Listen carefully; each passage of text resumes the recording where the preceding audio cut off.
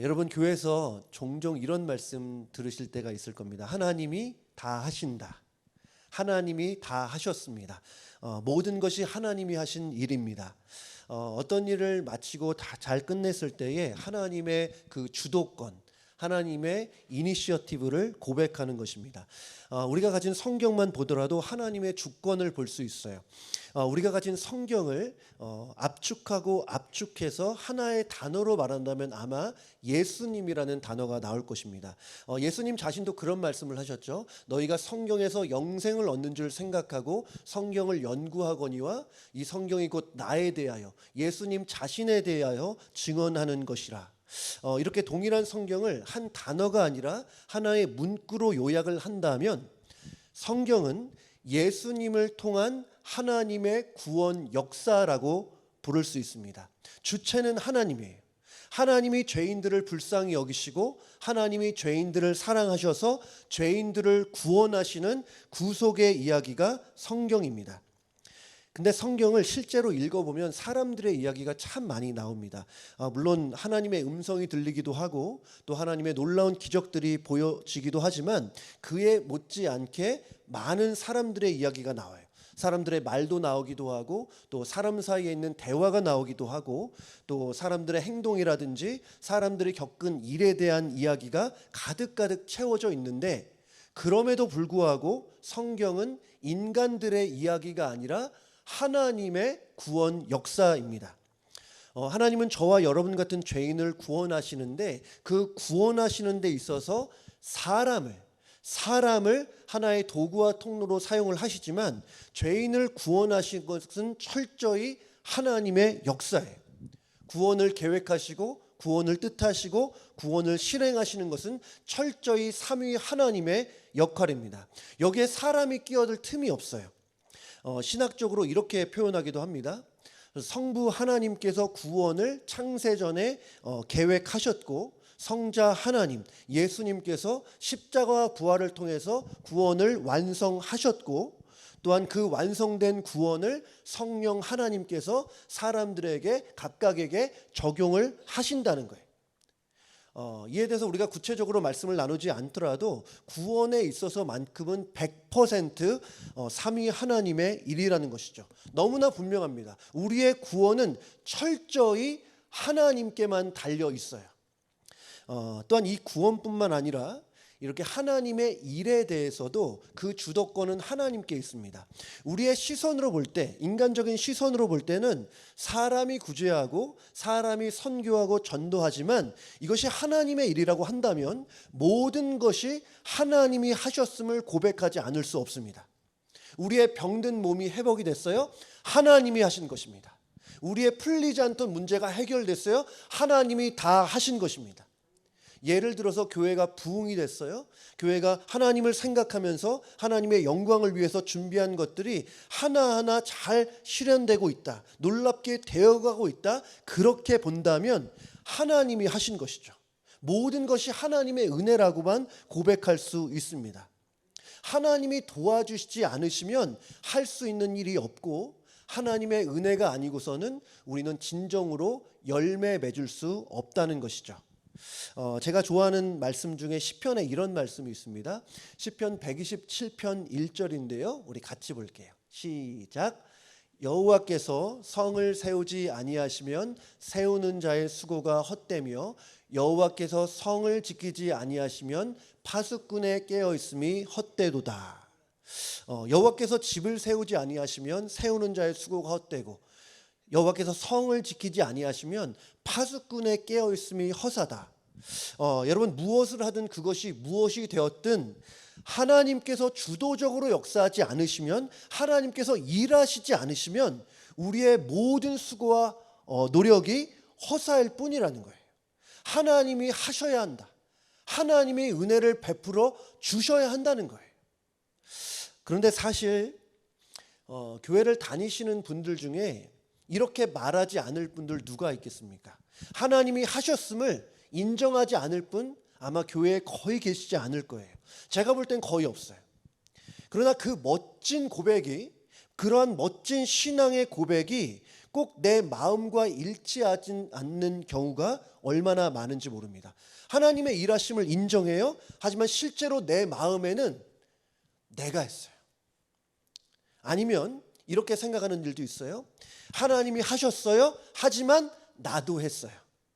하나님이 하신 것은 인정하지만 나도 일부분은 공헌한 부분이 있습니다. 나도 지분이 없지 않아요. 아니 많이 양보하더라도 하나님이 나를 써주셨어요. 그런 마음이 충분히 들 수 있지 않습니까? 저도 그렇고 우리 다 그럴 수 있어요. 여러분, 우리가 우리의 구원도 그렇고 하나님의 일을 함에 있어서 하나님이 다 하셨다는 고백이 마음의 중심으로부터 올라오는 진정한 고백이라고 한다면 증거가 있습니다. 증거. 하나님이 다 하셨다는 곳에는 내 자랑이 없고 나의 공로가 없고 나의 의가 없어요. 하나님의 주도권을 인정하고 하나님이 다 하셨다는 고백이 나의 진정한 고백이라고 한다면 내게는 아무런 자랑거리가 없는 거예요. 하나님이 하셨으니까. 하나님이 계획하셨고 하나님이 힘 주셨고 하나님이 할 수 있도록 건강 주셨고 하나님이 다 하셨기 때문에 나의 자랑과 의가 있을 수 없어요. 내가 할 수 있는 말이라고는 나 같은 무익한 종을 써주셔서 하나님께 감사하다는 것밖에 없습니다. 어떻게 나 같은 자를 하나님께서 써주시는지 하나님께 감사하고 찬양할 수밖에 없는 거예요. 그래서 하나님의 주도권, 하나님의 이니셔티브를 인정하는 곳에는 자기 자랑이 없고 자기 의가 없고 자기 공로가 전혀 없는 것입니다. 여러분, 이 빌립보 교회는 바울에게 있어서는 참으로 고마운 교회였습니다. 바울이 이 빌립보 교회를 생각할 때마다 감사와 기쁨이 솟아날 정도로 그렇게 고마운 교회였어요. 왜 그럴까? 동역하는 것 자체도 고마웠지만 특별히 빌립보 교회는 초기에 바울을 위해서 선교비를 보내준 유일한 교회였기 때문입니다. 여러분, 바울이 돈이 없어서 도와줘서 고마웠던 것이 아니에요.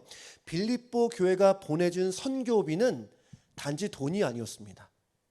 이 선교비 안에는 예수님을 향한 사랑이 있었고 또 선교에 대한 열정과 바울을 위한 기도가 담겨 있었습니다. 오늘 바울은 이 빌립보서라는 편지를 쓰면서 빌립보 교회에게 이런 말을 해요. 다시 한번 보겠습니다. 1장 6절 말씀에 너희 안에서 착한 일을 시작하신 이가 그리스도 예수의 날까지 이루실 줄을 우리는 확신하노라. 여러분, 여기서 이 착한 일이라는 것은 무엇일까요? 빌립보 교회와 성도 안에서 착한 일을 시작하신 하나님이라는 표현에서 이 착한 일이라는 것은 무엇을 의미할까? 저는 오늘 이 착한 일에 대해서 크게 두 가지의 관점으로 보면서 함께 말씀을 나누고 싶습니다. 착한 일은 무엇일까? 그냥 착한 마음으로 하는 일? 여러분, 그런 것은 아닐 거예요. 너희 안에 착한 일을 시작하신 이라고 하는데 이렇게 볼 수 있어요. 여기서 착한 일을 빌립보 성도들의 구원으로 보는 거예요. 그렇게 보면 이렇게 볼 수 있는 거죠. 너희의 구원을 시작하신 하나님이, 그러니까 빌립보 성도들을 구원함에 있어서 하나님께서 그 일을 시작하셨다는 의미로 볼 수 있습니다. 맞는 표현이에요. 빌립보 지역을 가서 복음을 전한 것은 바울이 맞지만 바울은 원래 빌립보로 갈 생각이 전혀 없던 사람입니다. 그런데 드로아라는 지역에서 선교를 하던 중에 예수의 환상을 보고 방향을 바꿔서 마게도냐 빌립보로 가게 되는 거죠. 이 바울이 빌립보 지역에 도착을 해서 어떤 일이 벌어졌냐? 사도행전 16장 13절 14절에 이렇게 말합니다. 안식일에 우리가 기도할 곳이 있을까 하여, 바울의 일행이에요. 안식일에 우리가 기도할 곳이 있을까 하여 문 밖 강가에 나가 거기 앉아서 모인 여자들에게 말하는데, 두아디라시에 있는 자색 옷감 장사로서 하나님을 섬기는 루디아라는 한 여자가 말을 듣고 있을 때 주께서 그 마음을 열어 바울의 말을 따르게 하신지라. 여러분 보세요. 바울 일행으로 루디아라는 여인을 만나게 하신 분도 하나님이세요. 우연이라는 것은 없잖아요. 또한 14절 말씀 다시 보여주시면 루디아의 마음을 열어서 그 복음을 믿게끔 한 것도 예수님이에요. 주께서 그 마음을 열어 바울의 말, 복음을 따르게 했다고 표현합니다. 이후에 이 바울과 실라가 사역을 하다가 선교를 하다가 이 감옥에 들어갔잖아요. 이 감옥에 들어가서 지진이 일어났습니다. 그리고 지진이 다 일어나고 나서 잠을 자던 이 간수가 죄인들이 다 도망한 줄 알고 자결을 하려고 그랬잖아요. 그때 바울이 간수에게 말합니다. 주 예수를 믿으라. 그리하면 너와 내 집이 구원을 받으리라. 그리고 결국에 간수가 예수님을 영접하게 되잖아요. 여러분, 이 사건에서 지진을 일으키신 분이 누구십니까?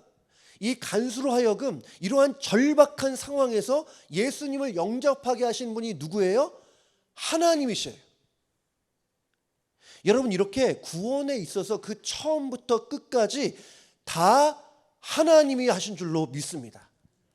여러분, 그럼 사람은 무엇을 했는가? 사람은 뭐냐? 사람의 역할은 없는 것입니까? 있습니다. 여러분, 우리도 이 자리에 앉아서 하나님을 예배하고 있는 우리조차도 누군가를 통해서 예수님을 믿게 됐고 교회에 나오게 되었고, 또한 우리를 통해서도 예수님을 믿게 된 사람들이 있습니다. 앞으로도 우리를 통해서 예수님을 믿게 되는 사람이 더 많아질 수 있으면 좋겠어요. 하지만 사람은 어디까지나 구원의 통로이자 도구가 될 뿐이지 구원에 있어서의 주도권은 하나님께만 있다는 것. 하나님이 뜻하셨고 하나님이 계획하셨고 하나님이 일하셨던 거예요. 우리도 마찬가지입니다. 우리의 구원은 전적으로 하나님이 시작하신 일이에요. 우리의 구원의 완성도 하나님이 하십니다. 그렇게 본다면 구원은 100% 하나님이 하신 일이고 100% 하나님의 은혜가 맞습니다. 사람이 자신의 죄인됨을 인정하고 자기의 공로로는 도저히 구원받을 수 없는 절망적인 죄인이라는 상태를 스스로 고백하는 것은 너무나 놀라운 기적이에요. 우리는 병 낫는 거, 문제가 갑자기 해결되는 것을 보고 기적이라고 생각할 때가 있습니다. 맞습니다.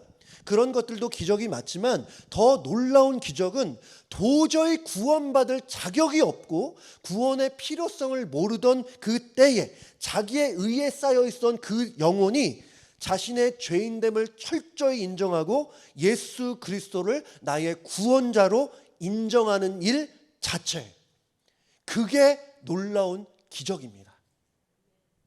사람은 누구나가 자기가 자신의 주인 되고 싶어 합니다. 내 인생의 왕은 언제나 나예요. 내 인생의 선쟁은 누가 뭐래도 나예요.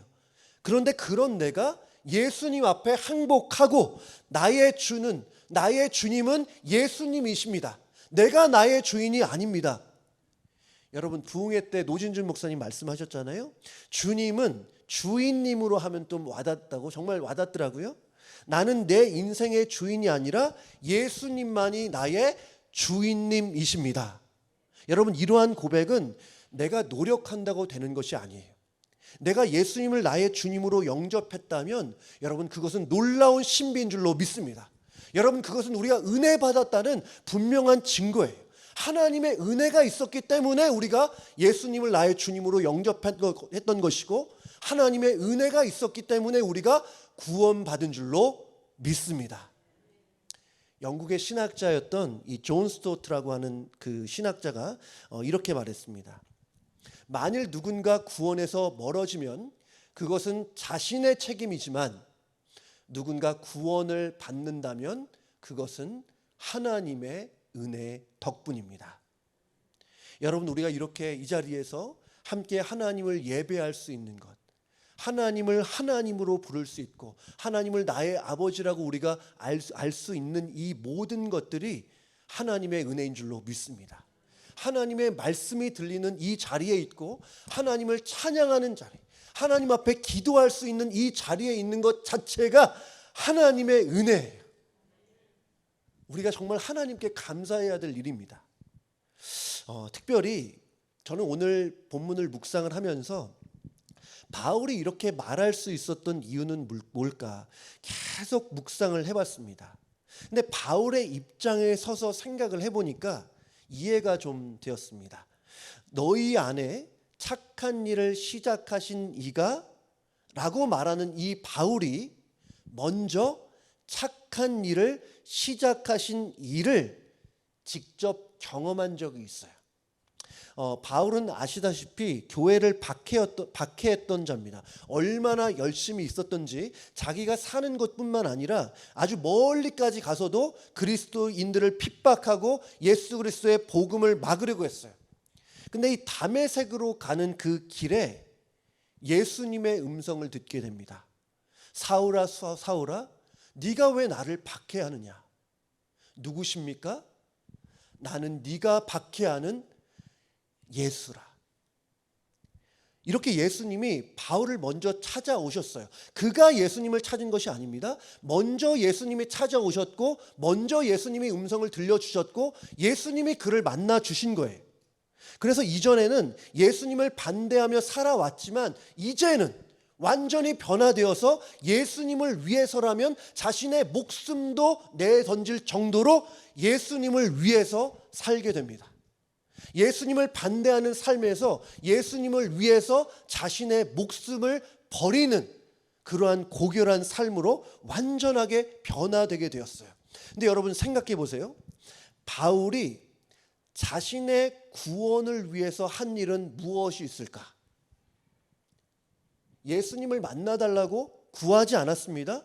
구원을 위해서 예수님이 필요하다는 사실조차 바울은 알지 못했어요.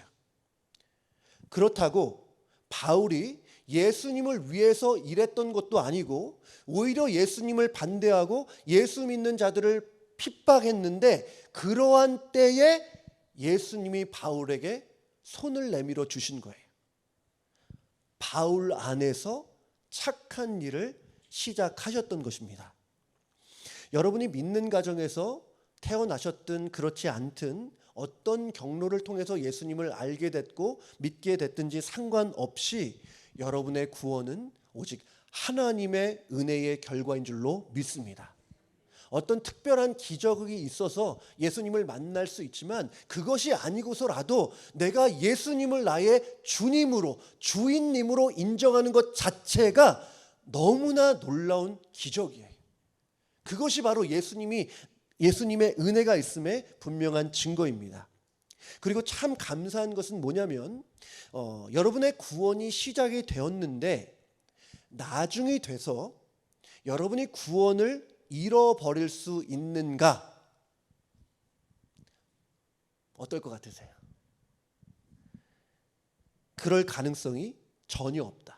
한 번 받은 구원은 잃어버릴 수 없습니다. 구원이라는 것은 우리가 받았다가 잃었다가 노력해서 다시 받았다가 다시 잃어버릴 수 있는 그런 성질의 것이 아닙니다. 만약에 우리의 구원이 나의 어떠한 행함이라든지 공로라든지 우리의 어떠함에 달려 있다면 구원은 잃어버릴 수 있어요. 내가 좋은 일을 하고 나름대로 착하게 살면 구원을 받는다라는 가정을 한다면 구원은 받았다가도 얼마든지 잃어버릴 수 있습니다. 지속적으로 선하게 거룩하게 잘 살 수 있는 사람이 누가 있어요? 만약에 구원이 우리의 상태에 달려 있다면 우리는 언제든지 구원을 잃어버릴 수 있어요. 여러분, 구원을 만약에 이렇게 본다고 한다면 마음이 얼마나 불안하겠습니까? 구원이 너무 중요하잖아요. 이 구원을 받았다가 내가 조금 탈선했어요. 죄를 지었어요. 부끄럽게 살았어요. 원망했어요. 정죄했어요. 죄를 지었는데 그러면 나의 구원을 잃는다. 여러분, 이것이 사실이라면 우리의 마음이 얼마나 불안하겠습니까? 한 20년 전에 기독교 서적으로 출판된 책이 하나 있는데 제목이 이렇습니다. 구원의 커트라인. 구원의 커트라인. 그러니까 이 커트라인을 넘어서느냐 그렇지 못하느냐에 따라서 우리의 구원의 여부가 달려있는 것처럼 그렇게 제목을 지은 것이죠. 그러니까 신앙생활을 해도 이 정도는 해야 구원을 받을 수 있는다라든지, 이 정도는 착하게 살고 이 정도는 다른 사람을 도와줘야 구원받을 수 있다는 주장이죠. 여러분, 이렇게 되면 어떻게 되는지 아세요? 그 누구도 자신의 구원을 확신할 수 없어요. 그리고 늘 불안할 수밖에 없습니다. 이 정도로 해서 구원을 받을 수 있나? 아니면 안 되나? 저는 아마도 성경에 나오는 바리새인들이 이러한 불안감을 가지고 많은 제약과 규정과 규칙들을 만들었을 거라고 생각합니다. 성경에 없는 수많은 그 규칙과 규정들로 자신의 구원을 애써서 확인받고 싶었지만 그 구원의 근거가 여전히 자신에게 있는 한 그 누구도 자신의 구원을 확신할 수 없어요. 그래서 바리새인들은 종교적으로 누구보다 열심히 살았지만 자신의 그 구원에 대해서는 늘 불안하게 살았을 것이다. 우리가 유추해 볼 수 있습니다. 근데 여러분, 성경은 그렇게 말하지 않아요.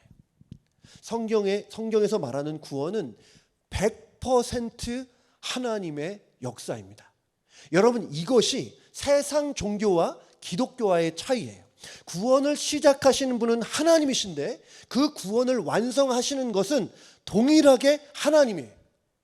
세상 종교에서는 그 구원을 시작한 것을 하나님이라 신이라고 보지만 그 구원을 완성하는 것은 우리 자신이라고 주장합니다. 하지만 우리가 믿는 성경은 그렇게 말하지 않아요. 6절 다시 한번 보면 너희 안에서 착한 일을 시작하신 이가 하나님이시겠죠. 그리스도 예수의 날까지 이루실 줄을 우리는 확신하노라. 여러분, 여기서 그리스도 예수의 날은 세상의 끝날입니다. 그러니까 구원의 과거와 현재와 미래까지 모두가 다 하나님께 달려있다는 거죠. 그래서 여러분, 한 번 받은 우리의 구원은 잃어버릴 수 없다는 것이에요. 예수님을 영접하고 구원받은 이는 내가 구원을 잃어버릴까 염려하거나 걱정할 필요가 전혀 없다는 것이죠. 아멘. 여러분, 이거 얼마나 기쁜 소식입니까?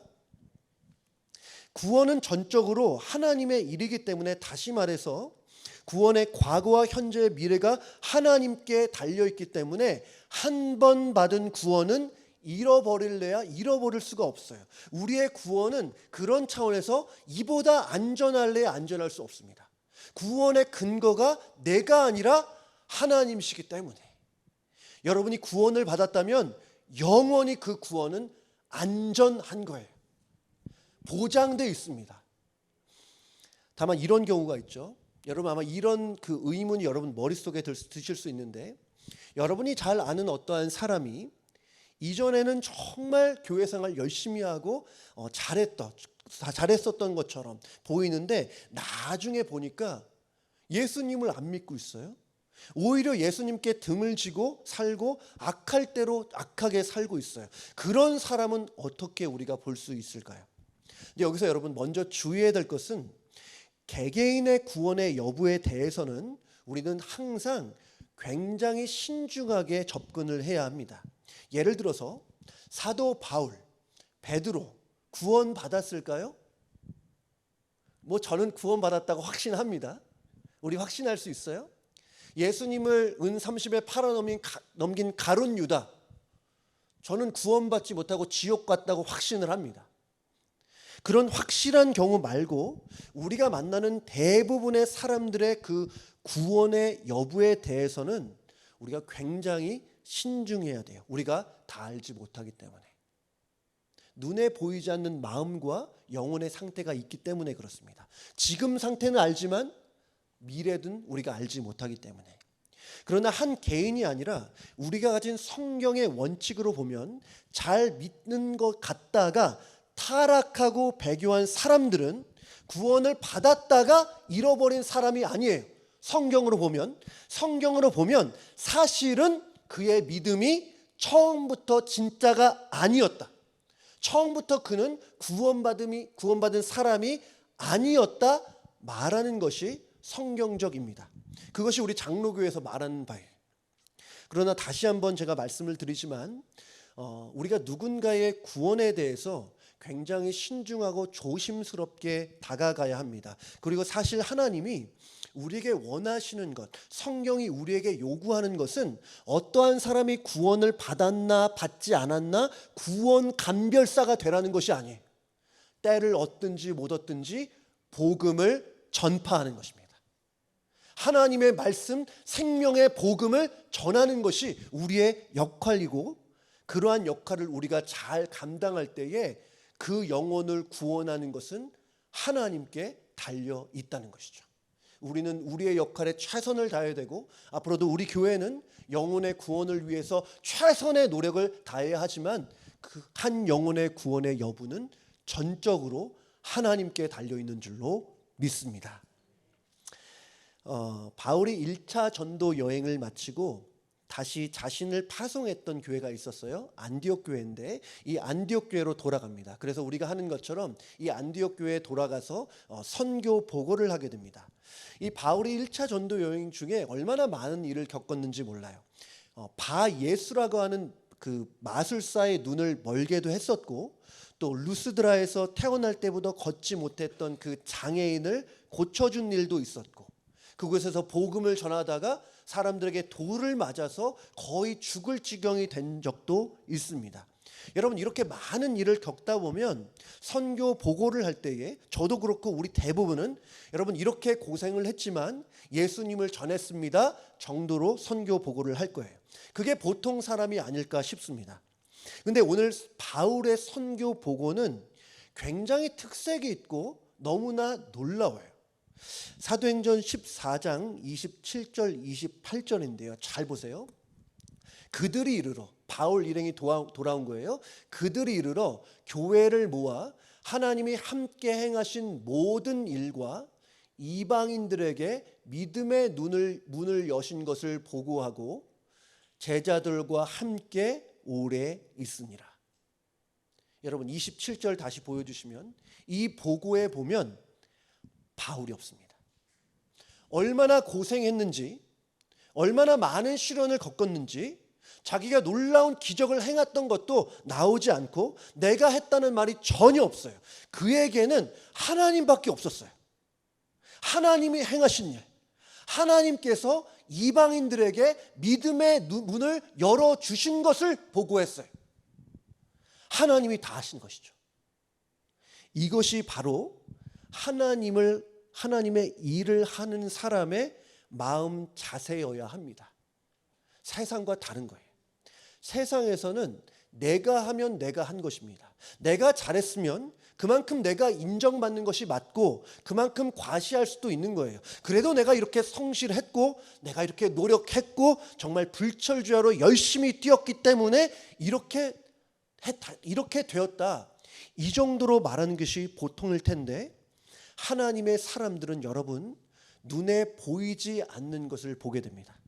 육신의 눈에는 보이지 않지만 내가 한 것이 육신의 눈으로 볼 때는 내가 한 것이 보일 수 있지만 보이지 않는 곳에서 하나님이 힘 주시고 하나님이 마음 주시고 하나님이 일할 수 있는 건강조차 주셨다는 거예요. 그래서 말씀드렸듯이 자랑할 것이 없고 나의 의가 없고 나의 공로는 하나도 없는 것입니다. 저는 오늘 말씀 한 절을 계속 묵상하면서 하나님께서 이 바울이라는 사람을 어떻게 이렇게 귀하게 쓰셨을까? 이 바울이 하나님 앞에 이렇게 귀하게 쓰임받을 수 있었던 비결은 무엇일까에 대해서 한번 생각을 해봤습니다. 참 바울이 가진 스펙은 참 대단합니다. 바리새인 중에 바리새인이었고 이중 언어를 잘했어요. 히브리어, 헬라어 다 잘했어요. 똑똑했습니다. 최고의 학벌을 자랑했어요. 당대의 최고의 스승 아래서 최고의 학식과 재능을 가진 사람이 바울이에요. 하나님이 그래서 바울을 사용하셨는가? 저는 그렇게 생각하지 않습니다. 하나님은 세상에서 강하고 똑똑하고 능력 있는 사람, 지식 있는 사람을 데리고 쓰시나 그런 사람을 선호하셔서 그들을 데리고 일하시나? 아니에요. 그렇지 않아요. 여러분 생각해 보세요. 이 세상 만물을 창조하신 위대하신 하나님이 보실 때 우리가 똑똑해 봐야 얼마나 똑똑하겠습니까? 우리가 잘나봐야 하나님 앞에 얼마나 잘났겠어요. 이런 조건이 아니에요. 저는 하나님께서 바울을 귀하게 쓰신 이유가 그것이 아니라 그 이유는 NIBC에 있다. 암원 아닙니다. Not I, but Christ. NIBC. 내가 아니라 그리스도. 내가 한 것이 아니라 그리스도께 하신 거예요. 내가 하지 않고 그리스도께서 하신 것이라면 그리스도가 영광을 받으시는 것입니다. 내가 뭘 잘했으면 내가 좀 높아지는 것이 아니라 뭘 좀 잘했더라도 철저히 잘하게 해주신 예수 그리스도를 높이는 것이에요. 바울의 글을 보면 또 이렇게 빌립보서를 보더라도 바울에게는 자기를 높이려는 마음, 자기를 드러내고자 하는 마음이 전혀 없어요. 그에게는 오직 예수뿐이에요. 예수님만 드러나면 돼요. 예수의 복음만 선포되면 거기에 만족하는 사람이었습니다. 그래서 하나님이 그를 귀하게 쓰신 것이 아닐까. 바울이 지금 이 빌립보서를 썼던 그 로마 감옥에 있을 동안에 참 어처구니 없는 일들이 벌어졌습니다. 바울이 봤던 거예요. 소식을 들은 거예요.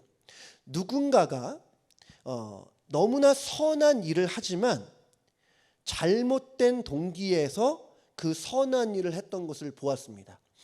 몇 주에 우리가 함께 보려고 하는데요. 빌립보서 1장 15절에서 17절까지 제가 읽어볼게요.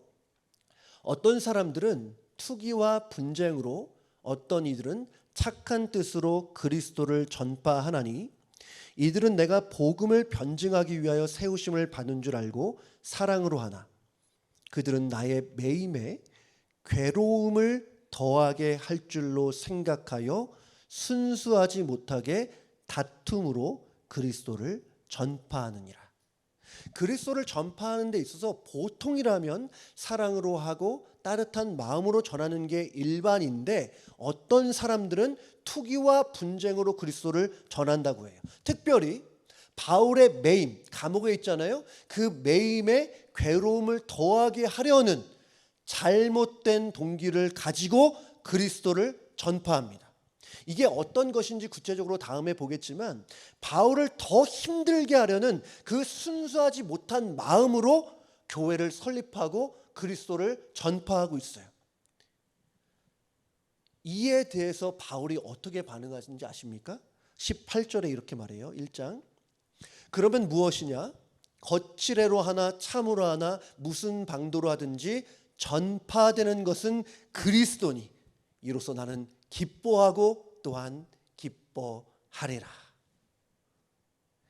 바울 자신을 더 힘들게 하려고 하든지 뭘 하든지 자신이 상관없다는 거예요. 아니 힘든 것 이상으로 그걸 넘어서 오히려 그리스도가 전파되기 때문에 너무나 기쁘다는 거예요.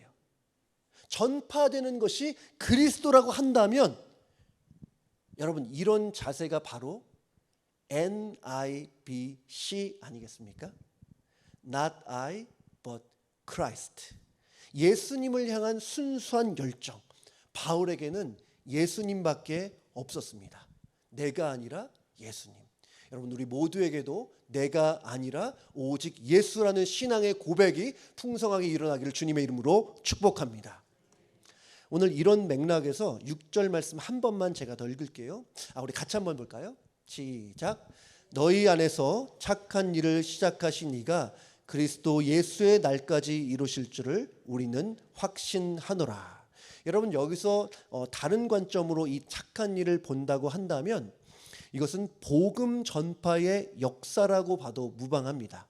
하나님께서 이 빌립보 교회를 통해서 복음 전파의 역사를 시작하셨어요. 그리고 바울의 확신은 뭐였냐면 그 복음 전파의 역사를 하나님께서 계속해서 이루어 가시리라는 거였어요.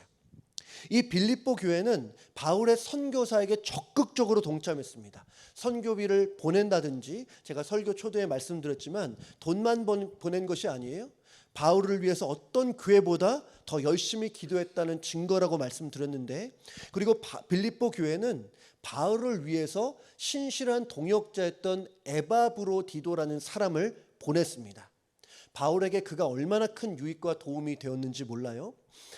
바울이 이 빌립보 교회를 개척하고 나서 이 빌립보서를 쓰기까지 약 한 10년 이상 됐던 것으로 보는데, 아마도 그러면 10년 이상을 이 빌립보 교회가 바울과 동역했다는 것을 우리가 짐작해 볼 수 있습니다. 이렇게 빌립보 교회가 복음을 위한 일에 쉬지 않고 일할 수 있었던 이유는 무엇인가? 여러분, 그들의 형편이 좋은 것은 아니었습니다. 교회 안에 분열과 갈등이 있었어요. 당시에 이 교회와 그리스도인들에 대해서는 핍박이 상당했던 시절입니다.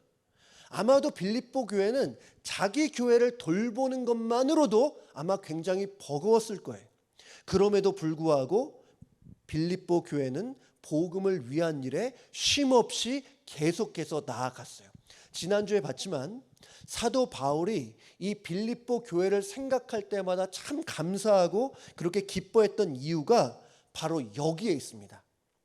그러면서 오늘 바울은 너희 안에 착한 일을 시작하신 이가 그리스도의 날까지 이루실 줄을 확신한다고 말합니다. 여러분, 이것은 바울이 빌립보 교회와 성도들을 믿어서가 아니에요. 바울은 언제도 사람을 믿음의 대상으로 보지 않았습니다. 바울이 믿었던 것은 빌립보 교회의 성도들이 아니라 그 빌립보 교회 안에서 착한 일을 시작하신 하나님이었어요. 그 하나님께서 이 빌립보 교회를 통해서 놀라운 복음의 역사를 보여주셨기 때문에 하나님께서 이 일을 마무리하실 것이다. 그런 확신이 바울에게 있었습니다. 저는 먼저는 우리 교회를 통해서도 이러한 하나님의 역사, 하나님의 일들이 앞으로 주님 올 그날까지 아름답게 이루어지기를 바랍니다. 하나님이 우리 교회를 아름답게 써주셔서 교회의 머리 대신 예수님만 존귀케 됐으면 좋겠습니다. 그리고 그 일하심을 통해서 우리 온 교회가 하나님의 역사를 함께 목도했으면 좋겠다. 제가 마지막으로 오늘 하나 더 말씀드리고 싶은 것은 이거예요. 우리는 보통 하나님의 일이라고 하면 교회 일만 생각할 때가 있습니다. 교회 일이 크게 보면 하나님의 일 맞습니다. 하지만 저는 그 경계를 넘어서 하나님의 일이란 하나님의 영광을 위해서 하나님을 의지하여 하는 모든 일이라고 정의하고 싶어요. 하나님의 일이란 하나님의 영광을 위해서 하나님을 의지하며 하는 모든 일. 하나님의 일을 우리가 이렇게 본다고 한다면 여러분의 삶 속에서도, 여러분이 매일같이 반복되는 삶 속에서도 하나님의 일이 얼마나 많은지 몰라요. 너무나 작아 보이는 일처럼 보이지만 그것이 하나님의 일일 때가 참 많이 있습니다. 아무 의미 없는 너무나 작은 일처럼 보이고 시간을 낭비하는 일처럼 보이지만 하나님의 영광을 위하고 하나님을 의지하는 마음으로 일을 한다면 하나님은 그것을 하나님의 일로 봐주신다는 거예요. 제가 전에 설교에서도 이런 말씀을 드린 적이 있습니다. 하나님을 사랑하고 가족을 사랑하는 마음으로 열심히 설거지를 해도 그것이 하나님의 일일 수 있다는 것. 하나님의 영광을 위해서 그리스도의 몸된 교회를 잘 섬기고자 열심히 운동하는 것이도 하나님의 일일 수 있고, 아이들을 하나님의 자녀로 잘 세우고자 매일같이 하는 그 라이드조차도 하나님의 일일 수 있습니다. 저도 이것은 일주일에 한 번 정도 하고 있습니다. 하나님의 영광을 위해서 여러분의 직장 생활에서 하나님을 의지하면서 하는 일도 하나님의 일일 수 있다. 그렇다고 본다면 여러분이 생각하는 여러분의 삶 속에서 드려지고 있는 하나님의 일은 무엇입니까? 한번 생각해 보시면 좋겠어요. 여러분이 반복되는 일상 속에서 우리가 예배하는 거, 찬양하는 거, 기도하는 이런 거 말고 우리가 하나님의 영광을 위해 하나님을 의지하며 하는 일들은 무엇일까? 여러분, 어떤 것이 생각이 나십니까? 어떤 것이 생각이 났든 그 하나님의 일을 시작하신 분은 하나님이신 줄로 믿습니다. 우리가 할 일은 그 하나님의 주도권, 하나님의 이니셔티브를 인정하고 하나님의 손에 붙들려서 하나님의 도구가 되는 것이에요. 여러분, 하나님의 일은 하나님이 하신 줄로 믿습니다. 그 하나님의 일에 귀한 도구로 쓰임 받아서 하나님의 영광을 위해 아름답게 살아가는 우리 귀한 성도님들 다 되시기를 주님의 이름으로 축복합니다. 아멘.